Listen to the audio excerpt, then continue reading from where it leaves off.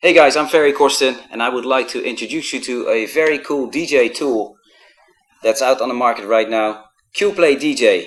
This is actually QPlay DJ 1.1, made for the iPhone initially.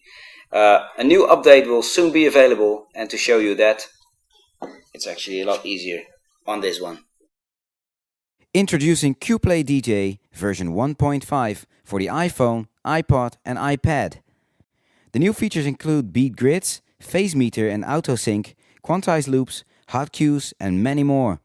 Even though QPlay DJ calculates 95% of BPMs correctly, the final 5% need correcting. We also need to tell tracks where the first beat is. Okay, I need to put the start point on the first beat. I do that by dragging it. This drags the whole grid with it too. I've put my start point near the beginning, but I can nudge into final position with these buttons. Notice how the beat grid lines up with the beats on the waveform. Next, I scroll along to check that the beat grid stays this way. Oh, look at that. The white lines don't quite line up. I'll use these pinch and stretch buttons to correct. They will pinch and stretch the beat grid to and from the start point. That looks better. Oh, and the BPM is exactly 138. Perfect.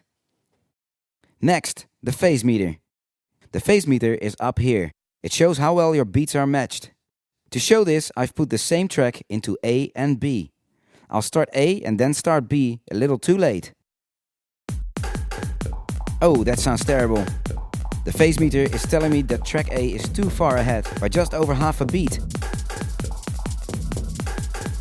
If I press the sync button up here, the tracks are automatically synced. Yeah, that's much better.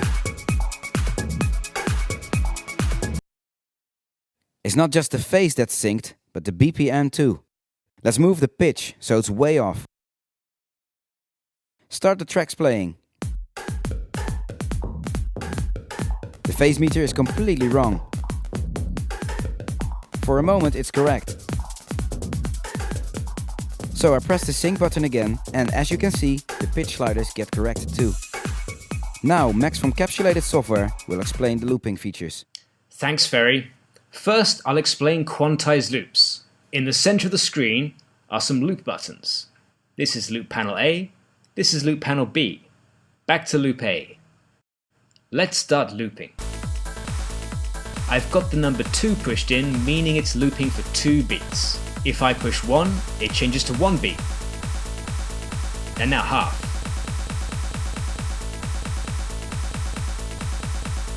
To choose different loop lengths, I use the arrow keys. I select a 4-beat loop, back to 2, and stop the track. That's basic looping. Another thing I should show you, if you go to the new options screen and turn on auto loop scrolling, now if I touch the left or the rightmost loop button, the window will scroll in that direction. See how the window jumps along?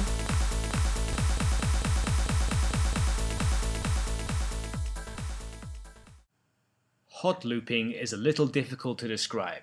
It's best to show you, so I'll move back to this other screen. On this screen, you can bring the loop panels on separately. Okay, let's get both these tracks going.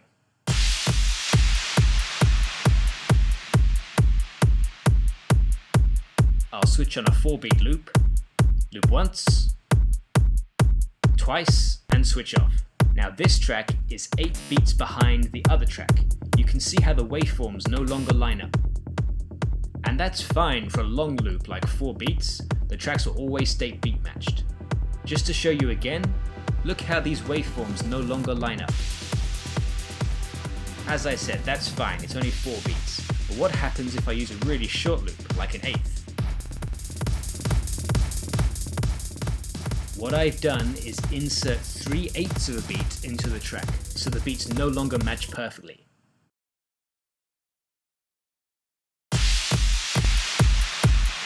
Hot loop button to the rescue. Again, I'll put on that 4-beat loop, loop once, twice, and switch off. Now look, the tracks have stayed in sync, as if I'd never switched the loop on in the first place. Yeah, look again, everything's lining up absolutely perfectly. What does this mean? Well, it means that I can put in short loops and keep the tracks perfectly beat matched, like this.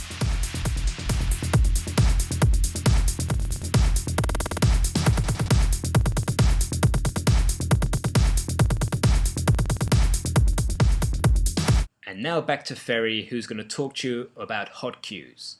To access hot cues, I tap the hot cue button. Up pop these buttons. Each button relates to a cue point that I placed earlier. If I hold one down, it plays.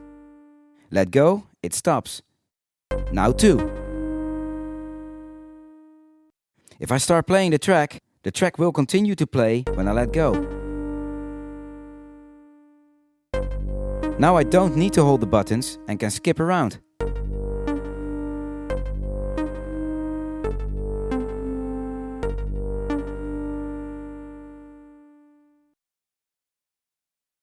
Now let's have some fun.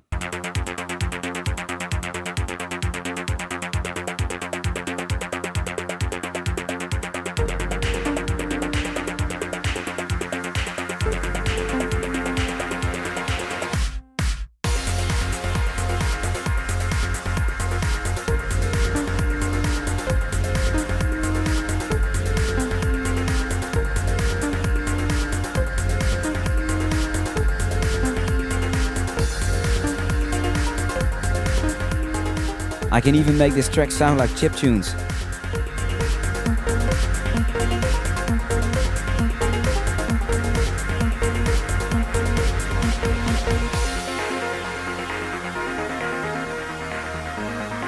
I'll load another track.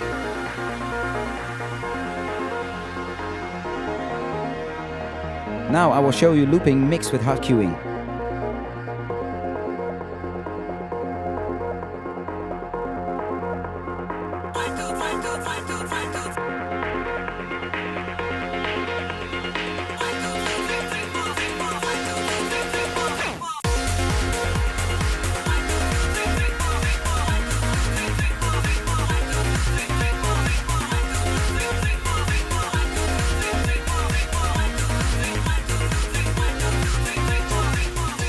And I can change the loop length too.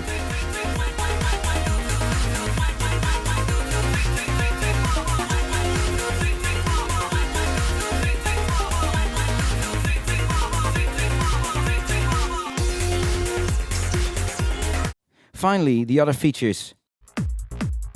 The EQ knobs are now multi-touch.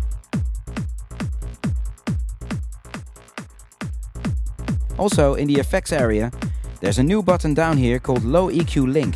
When this is on, it links the wet and dry knob to the EQ knob if the effects are being used. So if I move this down now, nothing happens with the EQ. The effects are off. But if I switch the effects on, look how the low EQ knob rotates automatically. This will help your effects from sounding too bassy.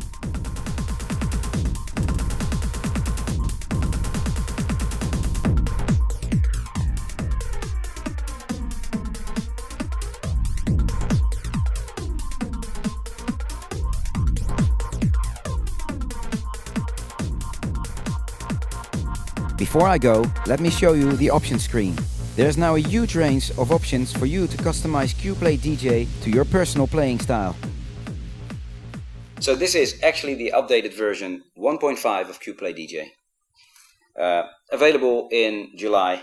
And if you would like to see what QPlay DJ can do, check out my new mix compilation Once Upon a Night Volume 2, which will be out at the end of September. See you guys.